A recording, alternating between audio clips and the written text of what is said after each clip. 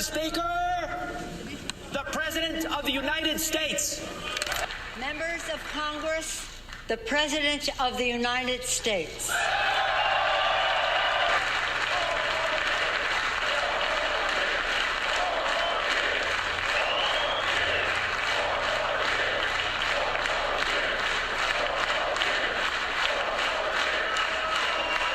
Thank you very much. Thank you. Thank you very much. Madam Speaker, Mr. Vice President, members of Congress, the First Lady of the United States, and my fellow citizens, 3 years ago, we launched the Great American Comeback. Tonight, I stand before you to share the incredible results. Jobs are booming, incomes are soaring, poverty is plummeting, crime is falling, confidence is surging, and our country is thriving and highly respected again. America's enemies are on the run. America's fortunes are on the rise, and America's future is blazing bright.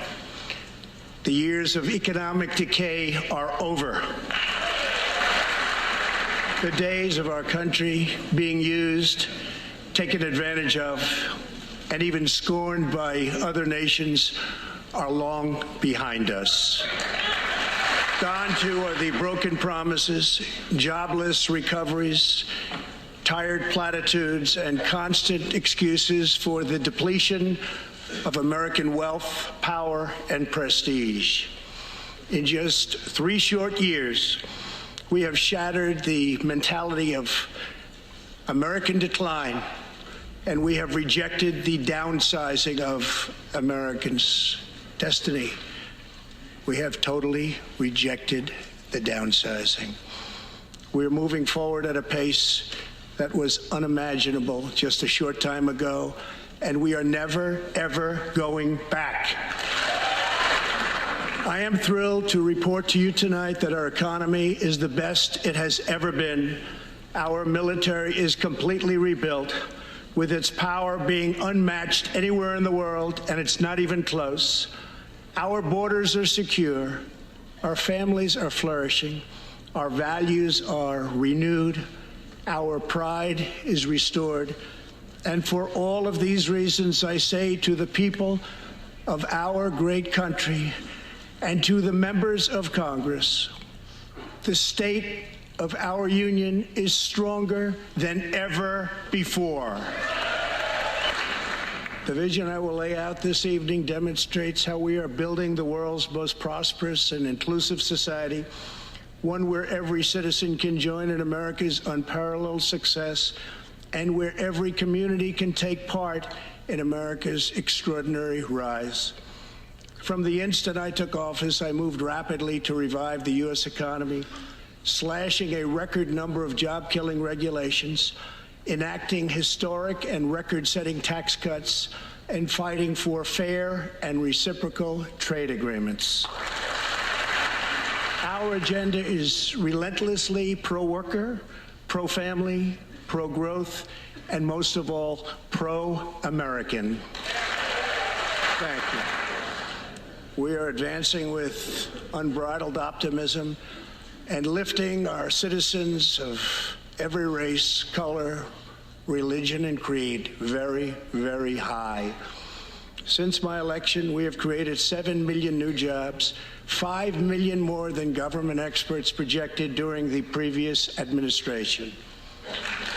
The unemployment rate is the lowest in over half a century. And very incredibly, the average unemployment rate under my administration is lower than any administration in the history of our country. If we hadn't reversed the failed economic policies of the previous administration, the world would not now be witnessing this great economic success. The unemployment rate for African Americans, Hispanic Americans, and Asian Americans has reached the lowest levels in history. African American youth unemployment has reached an all-time low. African American poverty has declined to the lowest rate ever recorded. The unemployment rate for women reached the lowest level in almost 70 years, and last year women filled 72% of all new jobs added. The veterans' unemployment rate dropped to a record low. The unemployment rate for disabled Americans has reached an all-time low. Workers without a high school diploma have achieved the lowest unemployment rate recorded in U.S. history. A record number of young Americans are now employed. Under the last administration, more than 10 million people were added to the food stamp rolls. Under my administration, 7 million Americans have come off food stamps, and 10 million people have been lifted off of welfare. In 8 years under the last administration, over 300,000 working-age people dropped out of the workforce. In just 3 years of my administration, 3.5 million people, working-age people, have joined the workforce. Since my election, the net worth of the bottom half of wage earners has increased by 47%, 3 times faster than the increase for the top 1%.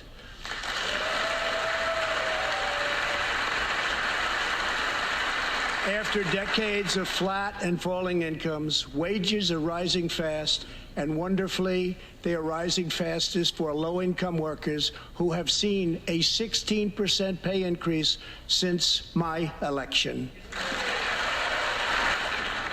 This is a blue-collar boom.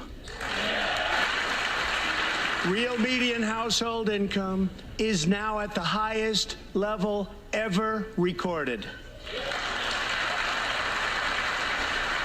Since my election, U.S. stock markets have soared 70%, adding more than $12 trillion to our nation's wealth, transcending anything anyone believed was possible. This is a record.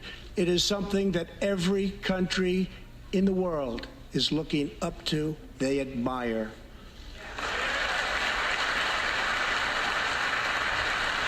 Consumer confidence has just reached amazing new highs. All of those millions of people with 401ks and pensions are doing far better than they have ever done before, with increases of 60, 70, 80, 90, and 100% and even more. Jobs and investments are pouring into 9,000 previously neglected neighborhoods, thanks to Opportunity Zones, a plan spearheaded by Senator Tim Scott as part of our great Republican tax cuts. In other words, wealthy people and companies are pouring money into poor neighborhoods or areas that haven't seen investment in many decades, creating jobs, energy, and excitement.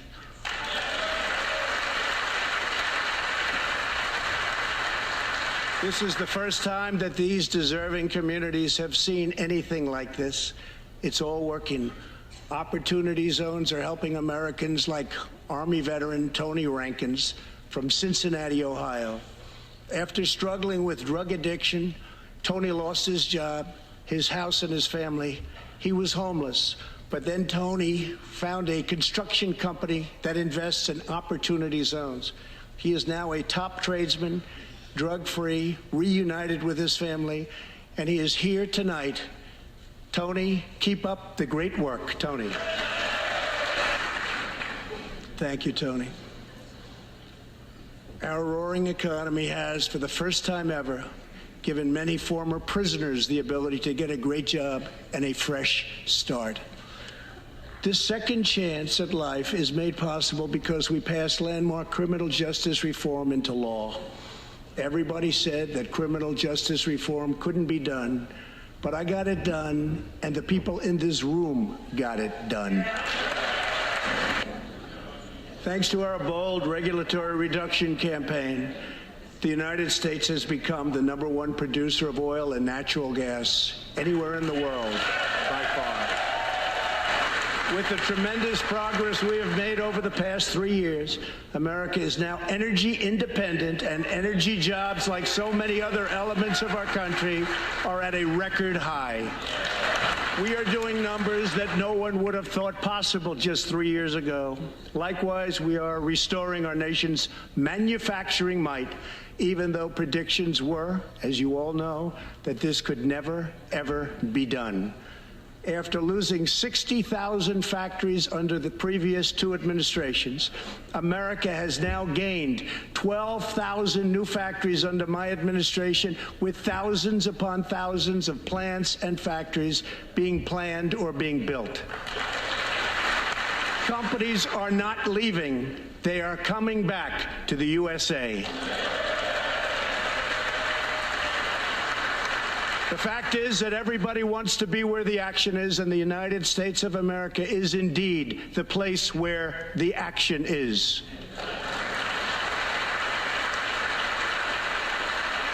One of the biggest promises I made to the American people was to replace the disastrous Nafta trade deal.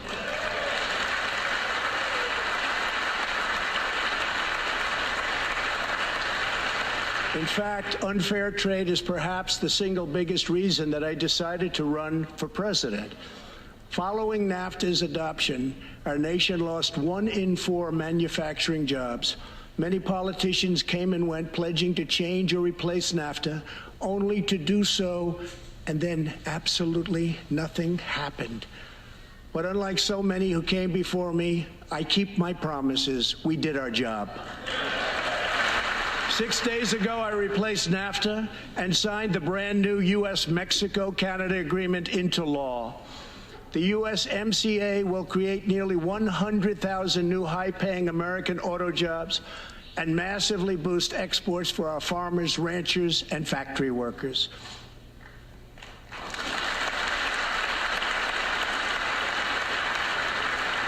It will also bring trade with Mexico and Canada to a much higher level, but also to be a much greater degree of fairness and reciprocity. We will have that fairness and reciprocity, and I say that finally because it's been many, many years that we were treated fairly on trade. This is the first major trade deal in many years to earn the strong backing of America's labor unions. I also promised our citizens that I would impose tariffs to confront China's massive theft of America's jobs. Our strategy has worked. Days ago, we signed the groundbreaking new agreement with China that will defend our workers, protect our intellectual property, bring billions and billions of dollars into our treasury, and open vast new markets for products made and grown right here in the USA. For decades, China has taken advantage of the United States. Now we have changed that. But at the same time, we have perhaps the best relationship we've ever had with China, including with President Xi. They respect what we've done because, quite frankly, they could never really believe that they were able to get away with what they were doing year after year, decade after decade, without someone in our country stepping up and saying, that's enough.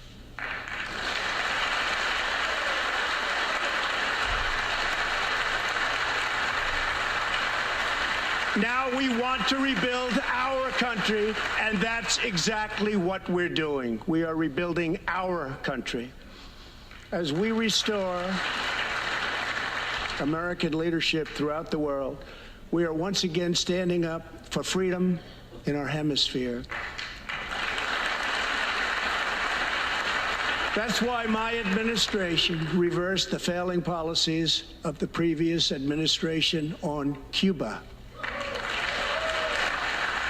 We are supporting the hopes of Cubans, Nicaraguans, and Venezuelans to restore democracy. The United States is leading a 59-nation diplomatic coalition against the socialist dictator of Venezuela, Nicolas Maduro.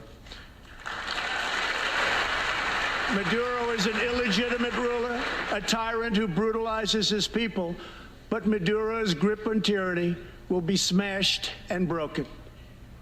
Here this evening is a very brave man who carries with him the hopes, dreams, and aspirations of all Venezuelans.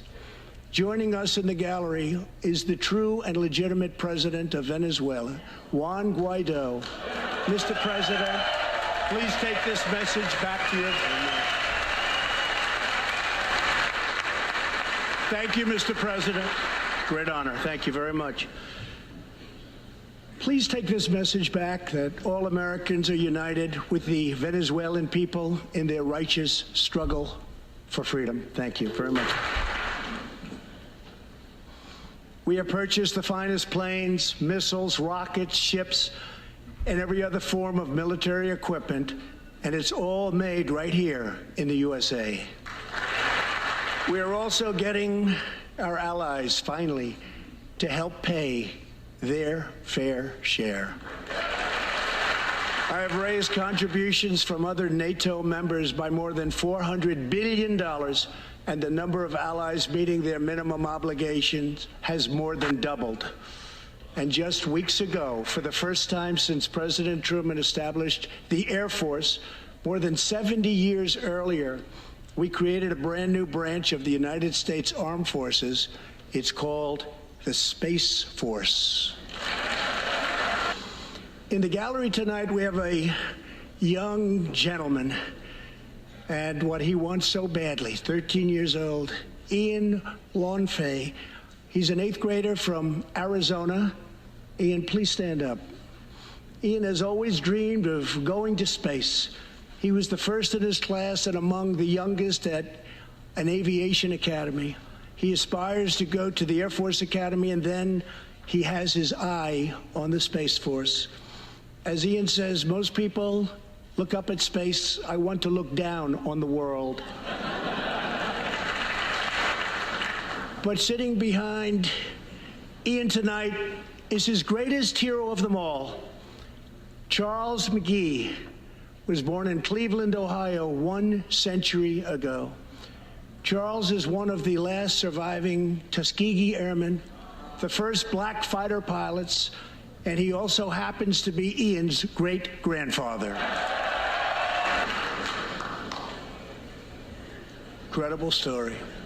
After more than 130 combat missions in World War II, he came back home to a country still struggling for civil rights and went on to serve America in Korea and Vietnam.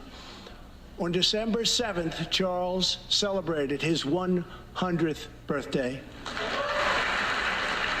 A few weeks ago, I signed a bill promoting Charles McGee to Brigadier General, and earlier today, I pinned the stars on his shoulders in the Oval Office. General McGee, our nation salutes you. Thank you, sir. From the Pilgrims to the founders, from the soldiers at Valley Forge to the marchers at Selma, and from President Lincoln to the Reverend Martin Luther King, Americans have always rejected limits on our children's future. Members of Congress, we must never forget that the only victories that matter in Washington are victories that deliver for the American people. The people are the heart of our country. Their dreams are the soul of our country, and their love is what powers and sustains our country. We must always remember that our job is to put America first. The next step forward in building an inclusive society is making sure that every young American gets a great education and the opportunity to achieve the American dream. Yet for too long, countless American children have been trapped in failing government schools. To rescue these students, 18 states have created school choice in the form of opportunity scholarships. The programs are so popular that tens of thousands of students remain on a waiting list. One of those students is Janiyah Davis, a fourth grader from Philadelphia. Janiyah's mom, Stephanie, is a single parent. She would do anything to give her daughter a better future. But last year, that future was put further out of reach when Pennsylvania's governor vetoed legislation to expand school choice to 50,000 children. Janiyah and Stephanie are in the gallery. Stephanie, thank you so much for being here with your beautiful daughter. Thank you very much. But Janiyah, I have some good news for you, because I am pleased to inform you that your long wait is over. I can proudly announce tonight that an opportunity scholarship has become available. It's going to you, and you will soon be heading to the school of your choice. Now I call on Congress to give 1 million American children the same opportunity Janiyah has just received. Pass the Education Freedom Scholarships and Opportunities Act, because no parent should be forced to send their child to a failing government school. Every young person should have a safe and secure environment in which to learn and to grow. For this reason, our magnificent First Lady has launched the Be Best initiative to advance a safe, healthy, supportive, and drug-free life for the next generation, online, in school, and in our communities. Thank you, Melania, for your extraordinary love and profound care for America's children. Thank you very much.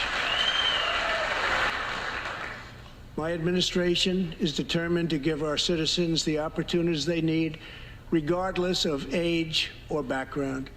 Through our pledge to American workers, over 400 companies will also provide new jobs and education opportunities to almost 15 million Americans.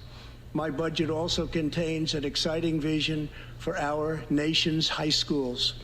Tonight, I ask Congress to support our students and back my plan to offer vocational and technical education in every single high school in America.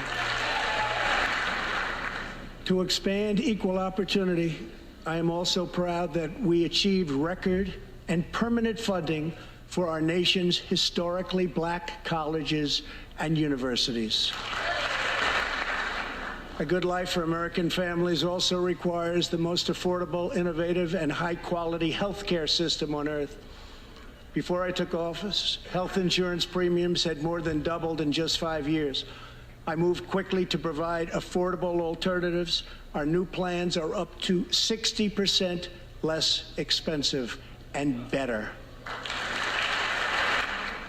I've also made an ironclad pledge to American families. We will always protect patients with pre-existing conditions. And we will always protect your Medicare, and we will always protect your Social Security, always. The American patient should never be blindsided by medical bills. That is why I signed an executive order requiring price transparency. Many experts believe that transparency, which will go into full effect at the beginning of next year, will be even bigger than health care reform. It will save families massive amounts of money for substantially better care. But as we work to improve Americans' health care, there are those who want to take away your health care, take away your doctor, and abolish private insurance entirely. 132 lawmakers in this room have endorsed legislation to impose a socialist takeover of our health care system, wiping out the private health insurance plans of 180 million very happy Americans. To those watching at home tonight, I want you to know We will never let socialism destroy American health care.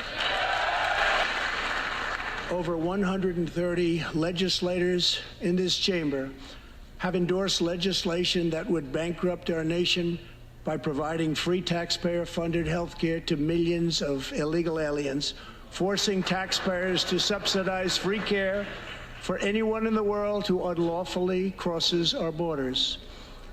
These proposals would raid the Medicare benefits of our seniors and that our seniors depend on, while acting as a powerful lure for illegal immigration.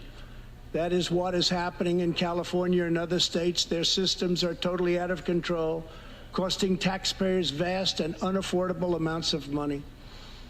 If forcing American taxpayers to provide unlimited free health care to illegal aliens sounds fair to you, then stand with the radical left. But if you believe that we should defend American patients and American seniors, then stand with me and pass legislation to prohibit free government health care for illegal aliens.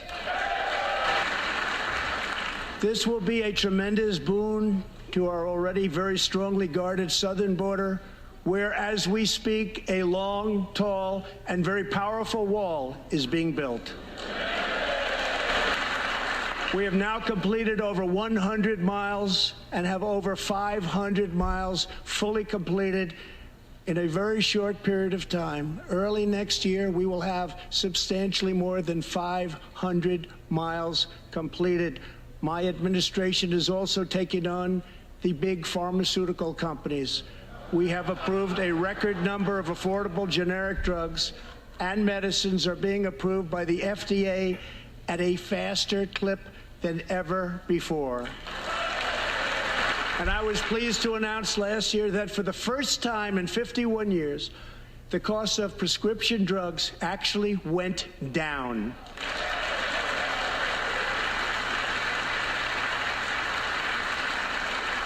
And working together, Congress can reduce drug prices substantially from current levels. I've been speaking to Senator Chuck Grassley of Iowa and others in Congress in order to get something on drug pricing done, and done quickly and properly. I'm calling for bipartisan legislation that achieves the goal of dramatically lowering prescription drug prices. Get a bill on my desk and I will sign it into law immediately. With unyielding commitment, we are curbing the opioid epidemic. Drug overdose deaths declined for the first time in nearly 30 years.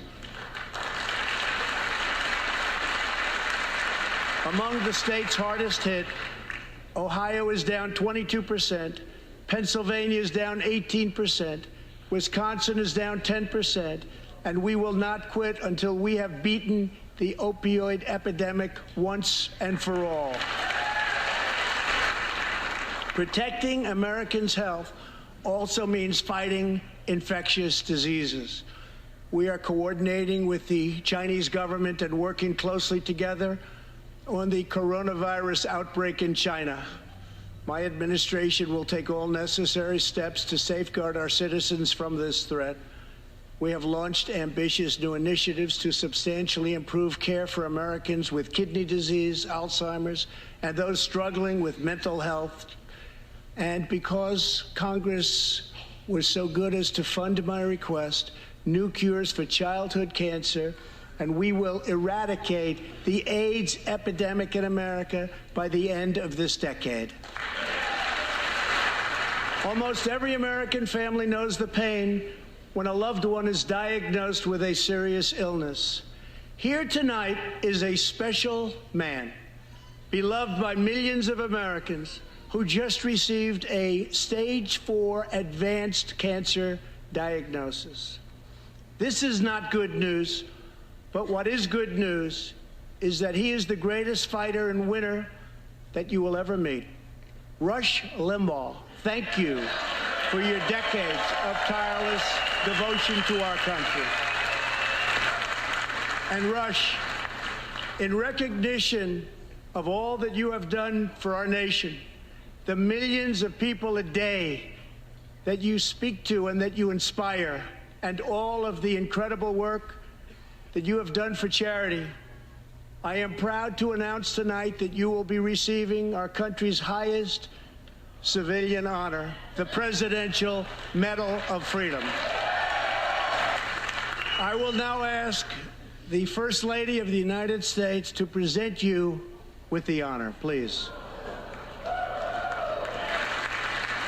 Rush and Catherine, congratulations. Thank you, Catherine. As we pray for all who are sick, we know that America is constantly achieving new medical breakthroughs.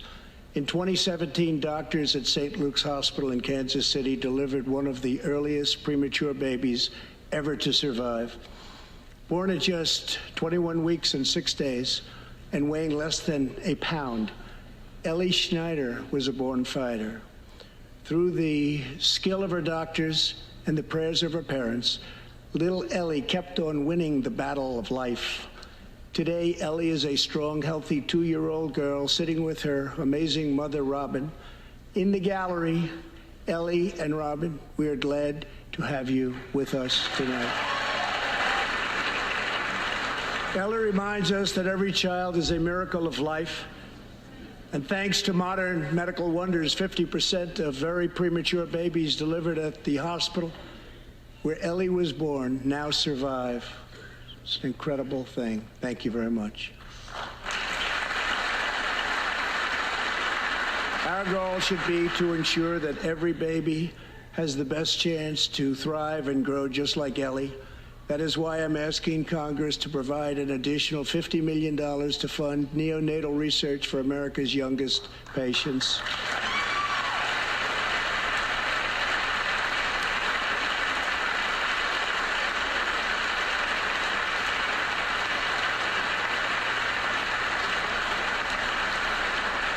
That is why I'm also calling upon members of Congress here tonight to pass legislation finally banning the late-term abortion of babies.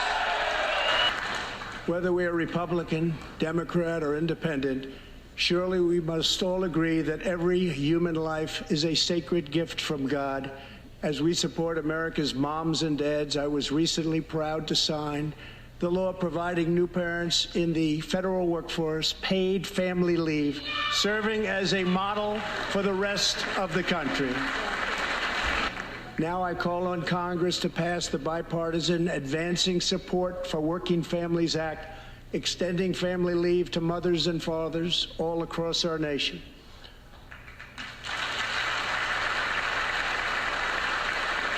$40 million American families have an average $2,200 extra thanks to our child tax credit.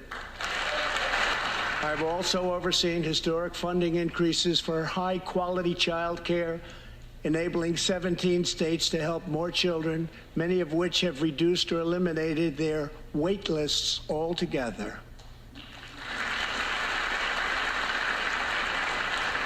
And I sent Congress a plan with a vision to further expand access to high-quality child care and urge you to act immediately.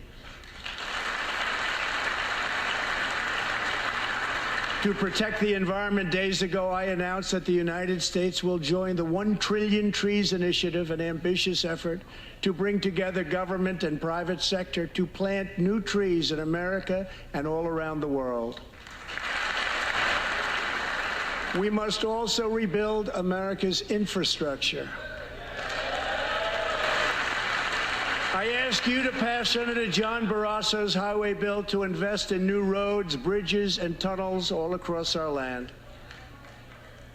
I'm also committed to ensuring that every citizen can have access to high-speed internet, including and especially in rural America.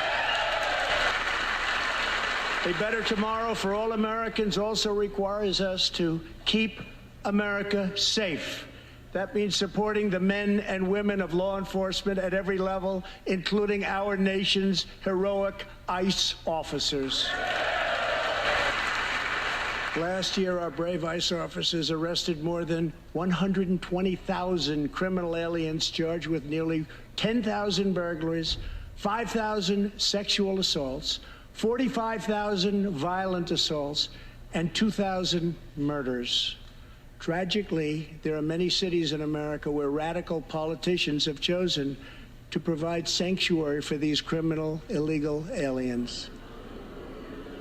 In sanctuary cities, local officials order police to release dangerous criminal aliens to prey upon the public instead of handing them over to ICE to be safely removed. Just 29 days ago, a criminal alien freed by the sanctuary city of New York was charged with the brutal rape and murder of a 92-year-old woman. The killer had been previously arrested for assault, but under New York sanctuary policies, he was set free. If the city had honored ICE's detainer request, his victim would still be alive today. The state of California passed an outrageous law declaring their whole state to be a sanctuary for criminal, illegal immigrants, a very terrible sanctuary with catastrophic results. Here is just one tragic example. In December 2018, California police detained an illegal alien with 5 prior arrests, including convictions for robbery and assault. But as required by California's sanctuary law, local authorities released him. Days later, the criminal alien went on a gruesome spree of deadly violence. He viciously shot one man going about his daily work. He approached a woman sitting in her car and shot her in the arm and in the chest. He walked into a convenience store and wildly fired his weapon. He hijacked a truck and smashed into vehicles, critically injuring innocent victims. One of the victims is a terrible, terrible situation. Died, 51-year-old American named Rocky Jones. Rocky was at a gas station when this vile criminal fired 8 bullets at him from close range, murdering him in cold blood. Rocky left behind a devoted family, including his brothers, who loved him more than anything else in the world. One of his grieving brothers is here with us tonight. Jody, would you please stand? Jody, thank you. Jody, our hearts weep for your loss, and we will not rest until you have justice. Senator Tom Tillis has introduced legislation to allow Americans like Jody to sue sanctuary cities and states when a loved one is hurt or killed as a result of these deadly practices. I ask Congress to pass the Justice for Victims of Sanctuary Cities Act immediately. The United States of America should be a sanctuary for law-abiding Americans, not criminal aliens. In the last 3 years, ICE has arrested over 5,000 wicked human traffickers, and I have signed 9 pieces of legislation to stamp out the menace of human trafficking domestically and all around the globe. My administration has undertaken an unprecedented effort to secure the southern border of the United States.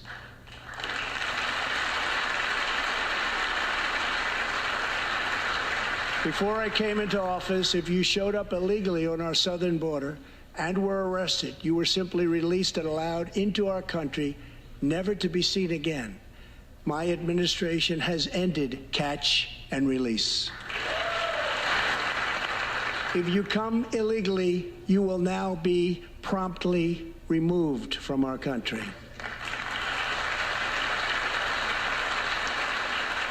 Very importantly, we entered into historic cooperation agreements with the governments of Mexico, Honduras, El Salvador, and Guatemala. As a result of our unprecedented efforts, illegal crossings are down 75% since May, dropping 8 straight months in a row. And as the wall rapidly goes up, drug seizures rise, and the border crossings are going down and going down very rapidly. Last year, I traveled to the border in Texas and met Chief Patrol Agent Raul Ortiz. Over the last 24 months, Agent Ortiz and his team have seized more than 200,000 pounds of poisonous narcotics, arrested more than 3,000 human smugglers, and rescued more than 2,000 migrants. Days ago, Agent Ortiz was promoted to Deputy Chief of Border Patrol, and he joins us tonight. Chief Ortiz, please stand. A grateful nation thanks you and all of the heroes of Border Patrol and ICE. Thank you very much. Thank you. To build on these historic gains, we are working on legislation to replace our outdated and randomized immigration system with one based on merit, welcoming those who follow the rules, contribute to our economy, support themselves financially, and uphold our values. With every action, my administration is restoring the rule of law and reasserting the culture of American freedom.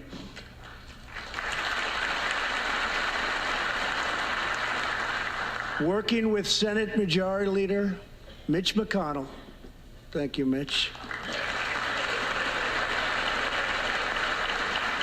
and his colleagues in the Senate, we have confirmed a record number of 187 new federal judges to uphold our Constitution as written. This includes two brilliant new Supreme Court justices, Neil Gorsuch and Brett Kavanaugh. Thank you. And we have many in the pipeline.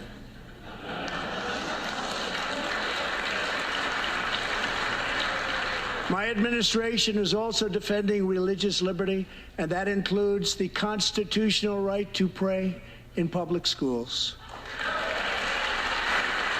In America, we don't punish prayer. We don't tear down crosses. We don't ban symbols of faith. We don't muzzle preachers and pastors. In America, we celebrate faith. We cherish religion. We lift our voices in prayer, and we raise our sights to the glory of God. Just as we believe in the First Amendment, we also believe in another constitutional right that is under siege all across our country. So long as I am president, I will always protect your Second Amendment right to keep and bear arms.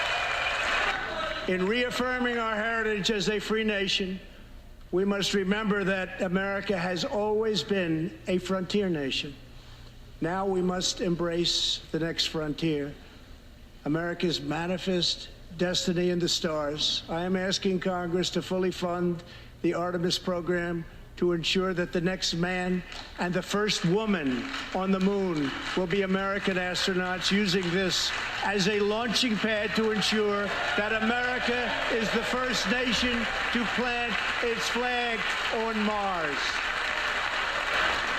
My administration is also strongly defending our national security and combating radical Islamic terrorism. Last week, I announced a groundbreaking plan for peace between Israel and the Palestinians. Recognizing that all past attempts have failed, we must be determined and creative in order to stabilize the region and give millions of young people the chance to realize a better future. 3 years ago, the barbarians of ISIS held over 20,000 square miles of territory in Iraq and Syria. Today, the ISIS territorial caliphate has been 100% destroyed, and the founder and leader of ISIS, the bloodthirsty killer known as al-Baghdadi, is dead. We are joined this evening by Carl and Marcia Mueller. After graduating from college, their beautiful daughter, Carla, became a humanitarian aid worker. She once wrote, "Some people find God in church, some people find God in nature, some people find God in love. I find God in suffering. I've known for some time what my life's work is, using my hands as tools to relieve suffering." In 2013, while caring for suffering civilians in Syria, Kayla was kidnapped, tortured, and enslaved by ISIS and kept as a prisoner of al-Baghdadi himself. After more than 500 horrifying days of captivity, al-Baghdadi murdered young, beautiful Kayla. She was just 26 years old. On the night that U.S. Special Forces operations ended al-Baghdadi's miserable life, the chairman of the Joint Chiefs of Staff General Mark Milley received a call in the Situation Room. He was told that the brave men of the elite Special Forces team that so perfectly carried out the operation had given their mission a name, Task Force 814. It was a reference to a special day, August 14th, Kayla's birthday. Carl and Marcia, America's warriors, never forgot Kayla, and neither will we. Thank you. Every day, America's men and women in uniform demonstrate the infinite depth of love that dwells in the human heart. One of these American heroes was Army Staff Sergeant Christopher Hake. On his second deployment to Iraq in 2008, Sergeant Hake wrote a letter to his one-year-old son, Gage. "I will be with you again," he wrote to Gage. "I will teach you to ride your first bike, build your first sandbox, watch you play sports, and see you have kids also. I love you, son. Take care of your mother.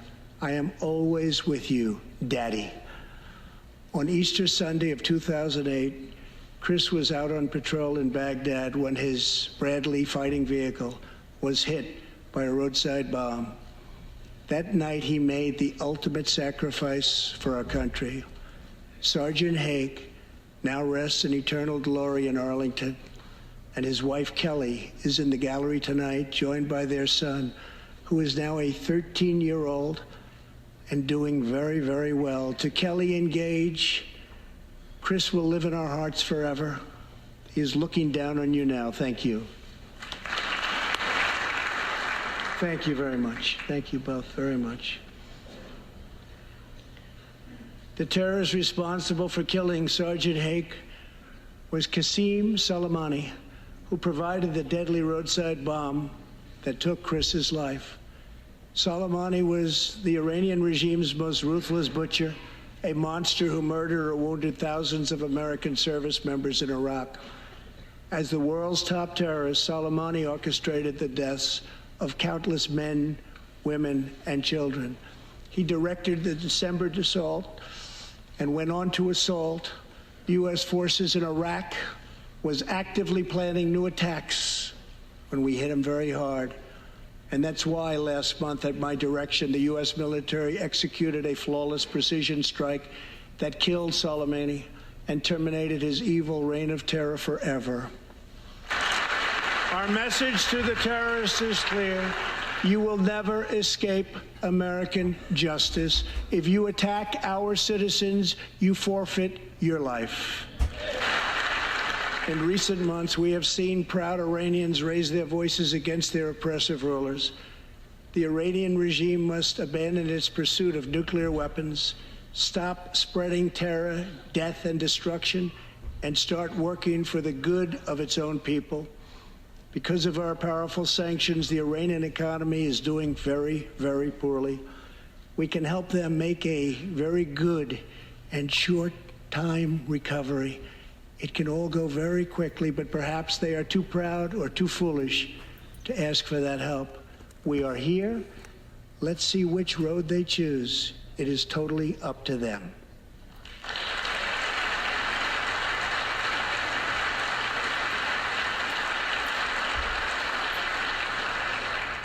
As we defend American lives, we are working to end America's wars in the Middle East. In Afghanistan, the determination and valor of our warfighters has allowed us to make tremendous progress, and peace talks are now underway. I am not looking to kill hundreds of thousands of people in Afghanistan, many of them totally innocent. It is also not our function to serve other nations as law enforcement agencies. These are warfighters that we have, the best in the world, and they either want to fight to win or not fight at all. We are working to finally end America's longest war and bring our troops back home. War places a heavy burden on our nation's extraordinary military families, especially spouses like Amy Williams from Fort Bragg, North Carolina, and her two children, 6-year-old Eliana and 3-year-old Rowan. Amy works full-time and volunteers countless hours, helping other military families. For the past 7 months, she has done it all while her husband, Sergeant First Class Townsend Williams, is in Afghanistan on his 4th deployment in the Middle East. Amy's kids haven't seen their father's face in many months.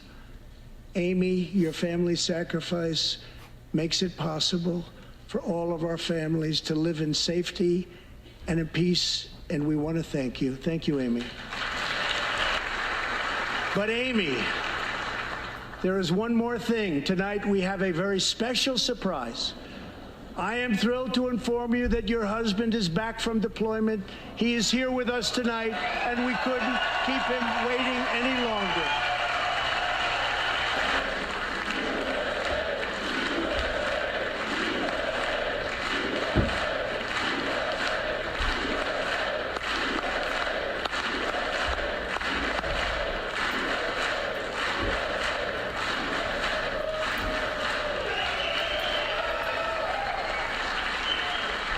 Welcome home, Sergeant Williams. Thank you very much. As the world bears witness tonight, America is a land of heroes. This is a place where greatness is born, where destinies are forged, and where legends come to life. This is the home of Thomas Edison and Teddy Roosevelt, of many great generals, including Washington, Pershing, Patton, and MacArthur.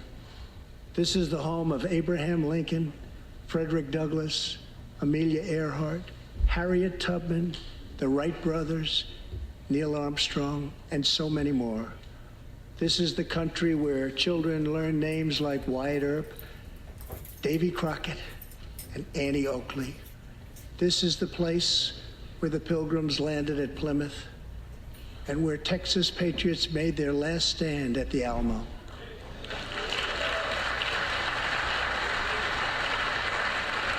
The beautiful, beautiful Alamo.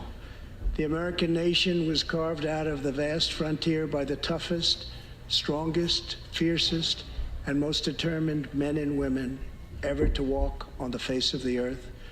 Our ancestors braved the unknown, tamed the wilderness, settled the Wild West, lifted millions from poverty, disease, and hunger, vanquished tyranny and fascism, ushered the world to new heights of science and medicine, laid down the railroads, dug out the canals, raised up the skyscrapers, and ladies and gentlemen, our ancestors built the most exceptional republic ever to exist in all of human history, and we are making it greater than ever before. This is our glorious and magnificent inheritance. We are Americans, we are pioneers, we are the pathfinders. We settled the new world, we built the modern world, and we changed history forever by embracing the eternal truth that everyone is made equal by the hand of Almighty God. America is the place where anything can happen. America is the place where anyone can rise. And here, on this land, on this soil, on this continent, the most incredible dreams come true. This nation is our canvas, and this country is our masterpiece. We look at tomorrow and see unlimited frontiers just waiting to be explored. Our brightest discoveries are not yet known. Our most thrilling stories are not yet told. Our grandest journeys are not yet made. The American age, the American epic, the American adventure has only just begun. Our spirit is still young. The sun is still rising. God's grace is still shining. And my fellow Americans, the best is yet to come. Thank you. God bless you. And God bless America. Thank you very much.